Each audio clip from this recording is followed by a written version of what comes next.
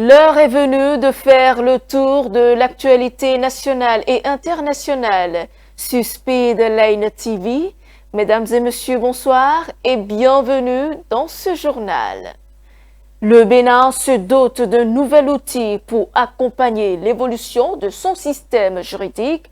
Le chef de l'État a installé officiellement les membres du comité permanent de la Commission nationale de réforme du droit, dont la mission est de renforcer l'efficacité et l'adaptation des textes de loi aux enjeux actuels.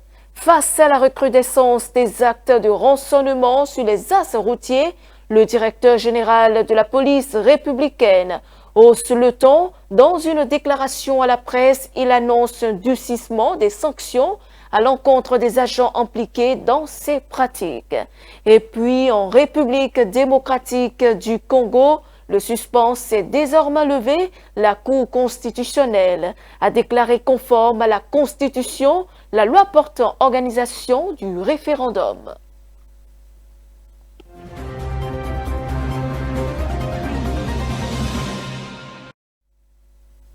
Le Bénin engage une nouvelle phase de la modernisation de son système juridique. Ce mardi, le président de la République, Romuald Wadani, a procédé à l'installation officielle du comité permanent de la Commission nationale de réforme du droit. Investi d'une mission stratégique, cette instance est chargée d'assurer l'adaptation continue du cadre juridique national aux nouveaux enjeux de développement. Le reportage. Le Bénin franchit une nouvelle étape dans la modernisation de son système juridique. Ce mardi 28 juillet 2026, au Palais de la Marina, dans la salle des ambassadeurs, le président de la République a procédé à l'installation officielle des membres du comité permanent de la Commission nationale de réforme du droit, instituée en Conseil des ministres le 15 octobre 2025. Cette commission s'inscrit dans la dynamique des réformes institutionnelles engagées par le gouvernement. Elle a pour mission de renforcer l'efficacité du dispositif juridique national à travers une veille permanente sur les évolutions législatives et réglementaires. Il s'agit d'identifier dans tout ce qui existe comme dispositif législatif, les dispositions qui pourraient paraître désuètes parce que nos us et coutumes, nos usages, les accords internationaux auxquels nous avons adhéré, bref, parce que le monde évoluant, certaines dispositions pertinentes hier ne sont plus pertinentes aujourd'hui. Il y a quelques années, ces enjeux d'aujourd'hui n'existaient pas. Donc le droit positif apparaît aujourd'hui totalement silencieux sur certains pans de nos cités.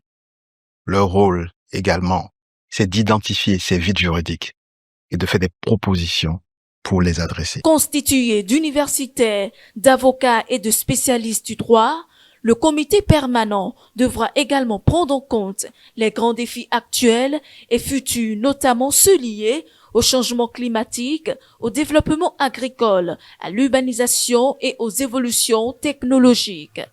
Ça veut dire que lors de vos travaux, vous devez avoir à cœur d'élargir vos consultations au plus grand nombre de personnes. Il est prévu que la commission fasse appel aux experts. Mais au-delà des experts, je vous engage à élargir vos travaux, vos recherches, vos consultations à toute personne capable d'apporter de la contradiction, des compléments d'information, du savoir pour enrichir vos travaux.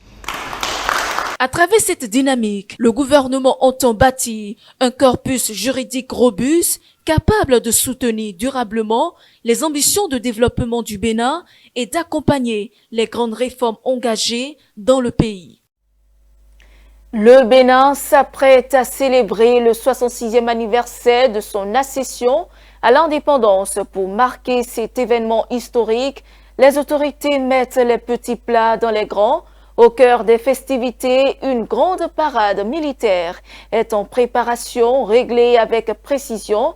Elle réunira plusieurs séquences fortes à l'occasion d'une rencontre avec les professionnels des médias, les organisateurs et les différents acteurs impliqués. Dans cette célébration, ont présenté les grandes lignes du dispositif prévu ainsi que les moments forts attendus. Écoutons quelques interventions.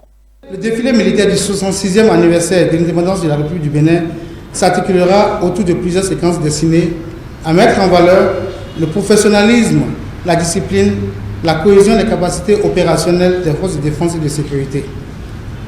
Il comprendra notamment les honneurs militaires et les cérémonies protocolaires. Le défilé pédestre des unités des forces de défense et de sécurité béninoises auxquelles se joindront les éléments des forces armées de la République fédérale du Nigeria, témoignant de l'excellence des relations de coopération militaire entre les deux pays. Le thème retenu pour cette édition est « Les forces de défense et de sécurité, ensemble avec le peuple, en marche vers la prospérité ». Ce thème traduit une conviction profonde. La sécurité et la prospérité sont indissociables. Aucune nation ne peut connaître un développement durable sans un environnement de paix, de stabilité et de confiance. L'armée de terre participera dans un premier temps au défilé pédestre et dans un deuxième temps au défilé motorisé. La police républicaine, fidèle à sa tradition, va défiler avec sa compagnie de musique. Aux côtés des autres forces de défense et de sécurité, la douane béninoise participe au défilé en engageant un détachement de 3 pelotons. Les eaux, forêts et chasses participeront à cette fête nationale avec 4 pelotons. L'armée de l'air prendra part à ce défilé avec 3 pelotons. La garde nationale participera au défilé avec 3 pelotons. La police républicaine monte au créneau contre les pratiques contraires à l'éthique au sein de ses effectifs, déterminée à lutter contre les actes de rançonnement et de corruption. La hiérarchie policière annonce un renforcement des mesures disciplinaires à l'encontre des agents fautifs. Dans une déclaration rendue publique ce lundi, le directeur général de la police républicaine a réaffirmé la volonté de l'institution de mettre fin aux comportements qui ternissent son image, suivant le reportage.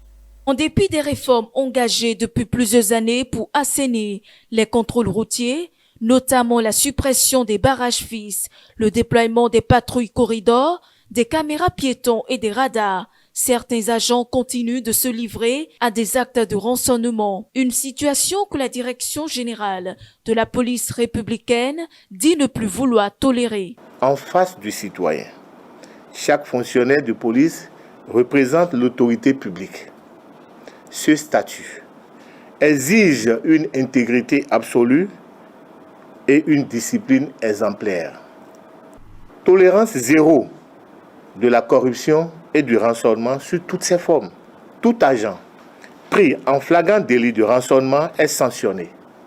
Il fait objet de procédures disciplinaires pouvant conduire à sa radiation sans préjudice de la procédure pénale qui peut être engagée contre lui. Pour renforcer cette lutte, les citoyens sont invités à signaler tout comportement contraire à l'éthique en composant l'un des numéros verts mis à leur disposition.